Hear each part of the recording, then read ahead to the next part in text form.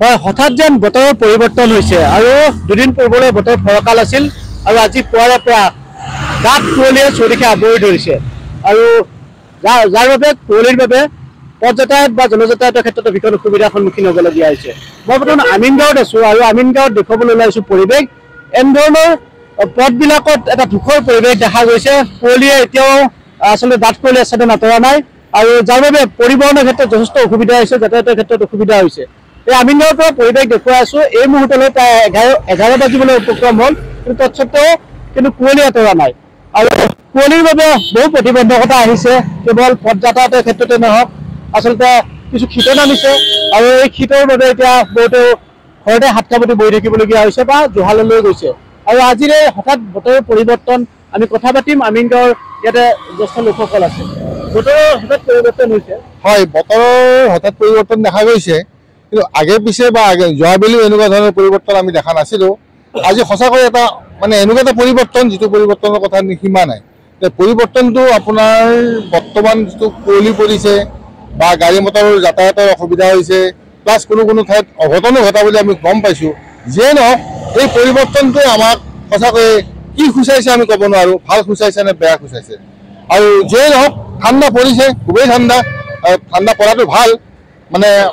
আচলতে উৰুকাৰ সময়ত আমি যি শীতৰ প্ৰকোপ বা শীতৰ যি আমেজ উপভোগ কৰোঁ, কিন্তু এইবেলি উৰুকাত আমি সেই আমেজ নাপালোঁ। কিন্তু আজিৰ দিনটোত হঠাৎ এনেধৰণে এটা শীতৰ আচ্ছাদন আহিছে, শীতৰ কিছু আচলতে আবেদন আহিছে।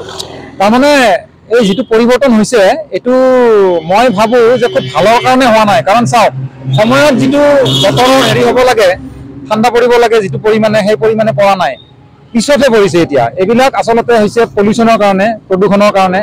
আমাৰ উত্তৰ গুৱাহাটী, আমাৰ এতিয়া য'ত আমি থিয় হৈ আছোঁ, এইখিনি উত্তৰ গুৱাহাটীৰ দাঁতিকাষৰীয়া অঞ্চল। আমিনগাঁও এটা মুখ্য ব্যৱসায়িক কেন্দ্ৰ। এতিয়া আমিনগাঁৱৰ যিখিনি ব্যৱসায়িক কেন্দ্ৰ আছে, ব্যৱসায়িক উদ্যোগ প্ৰতিষ্ঠান আছে, তাৰ পৰা যি ধোঁৱা নিৰ্গত হয়, সেইবোৰেই এটা এফেক্ট কৰা যেন মোৰ অনুভৱ হয়। আৰু এই পৰিৱৰ্তনটো অকল আমিনগাঁও বা আমাৰ অসমতে যে হৈছে, কামৰূপতে হৈছে, এনেকুৱা কথা নহয়। এইটো গ্ল'বেল পৰিৱৰ্তন এটা, গোটেই পৃথিৱীজুৰি হৈছে। এই যি আমাৰ মিছাইলবিলাক যুদ্ধ ক্ষেত্ৰত ব্যৱহাৰ হয়, বোমা বাৰুদ ফুটি আছে, বিভিন্ন আমাৰ বৈজ্ঞানিক পৰীক্ষা নিৰীক্ষা চলি আছে সাগৰ মহাসাগৰত বা মহাকাশত, সেইবোৰৰ এটা সামগ্ৰিক এফেক্ট হৈ পাৰ্শ্বক্ৰিয়া হৈ এই পৰিৱৰ্তনটো দেখা দিছে সমগ্ৰ পৃথিৱীজুৰি। আৰু এইকাৰণে আমাৰ মানুহবিলাকে আমি দায়ী, মানৱ সমাজে আমি দায়ী। আৰু আমি সাৱধান নহ'লে অদূৰ ভৱিষ্যতে কিন্তু সাংঘাতিক আমি পৰিণাম ভুগিব লাগিব।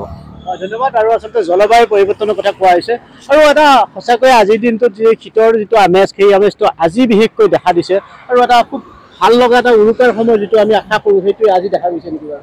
হয়, আজি আচলতে 23 জানুৱাৰী হয়। আজিৰ দিনটো ভাৰতবৰ্ষৰ কাৰণে অতি সৌভাগ্যৰ দিন। এই ভাৰতবৰ্ষত আজি নেতাজী সুভাষ চন্দ্ৰ বসুৰ আজি আমি তেখেতক শ্ৰদ্ধা জনাইছোঁ। আৰু এই শ্ৰদ্ধা এই আপোনালোকৰ নিউজৰ জৰিয়তে আৰু এই শীতৰে সেমেকে ৰাতিপুৱাটোত নিশ্চয় আজি আমেজ পাইছোঁ। আগৰ বক্তাই কোৱাৰ মতে যে বতৰৰ আচৰিত পৰিৱৰ্তনটো নহয়, সময় অনুযায়ী যিটো পৰিৱৰ্তন হ'ব লাগিছিল, প্ৰদূষণৰ কাৰণে, গ্ল'বেল ৱাৰ্মিঙৰ কাৰণে এই পৰিৱৰ্তনটো অন্য ধৰণে হৈছে। কিন্তু এই বছৰৰ ভিতৰত আজিৰ দিনটোৱে অতিকৈ ঠাণ্ডাৰ দিন বুলি আমি অভিহিত কৰিছোঁ। আৰু এই ক্ষেত্ৰত আপোনালোকে সজাগ আৰু সচেতনতাৰ বাবে যি নিউজ পৰিৱেশন কৰিছে, অন্ততঃ বিভিন্ন ৰাস্তাত কুঁৱলীৰ কাৰণে এক্সিডেণ্ট বা কুঁৱলীৰ কাৰণে ছাত্ৰ ছাত্ৰীসকলে স্কুলত যোৱাৰ অসুবিধাখিনি সিহঁতক দূৰ কৰিবৰ কাৰণে বাতৰি পৰিৱেশন কৰিছে, তাৰ কাৰণে ধন্যবাদ জনাইছোঁ। আৰু আজি আমিনগাঁৱৰ পৰা আমি দেখুৱাই আছোঁ, এনেধৰণে এই মুহূৰ্তলৈকে আচলতে কুঁৱলী আচ্ছাদনে ঢাকি ৰাখিছে আৰু পথ যাতায়াত, জলযাতায়াত সকলোতে অসুবিধাৰ সন্মুখীন হ'বলগীয়া হৈছে। আৰু আমি এই আমিনগাঁৱৰ পৰিৱেশ পুনৰবাৰ দেখুৱাম। এনেধৰণে পথ যাতায়াতৰ ক্ষেত্ৰত আচলতে কুঁৱলী প্ৰতিবন্ধকতা আনিছে আৰু নিশাৰ ভাগত এটা দুৰ্ঘটনাও সংঘটিত হৈছিল আমিনগাঁৱত, কেৱল কুঁৱলীৰ বাবে। আৰু কুঁৱলীৰ কাৰণে আচলতে এনেদৰে যাতায়াতৰ ক্ষেত্ৰত ভীষণ অসুবিধাৰ সন্মুখীন হ'বলগীয়া হৈছে। প্ৰান্তে প্ৰান্তে দুৰ্ঘটনাৰ খবৰ আহিছে আৰু বহু পলমকৈ আজি জাহাজ সেৱা আৰম্ভ কৰিছে। গতিকে কুঁৱলী আজিৰ দিনটোত বিশেষভাৱে লক্ষণীয় হৈ পৰিছে। আপুনি বিচৰা বাতৰি পাব কেৱল নিউজ 18 এপত।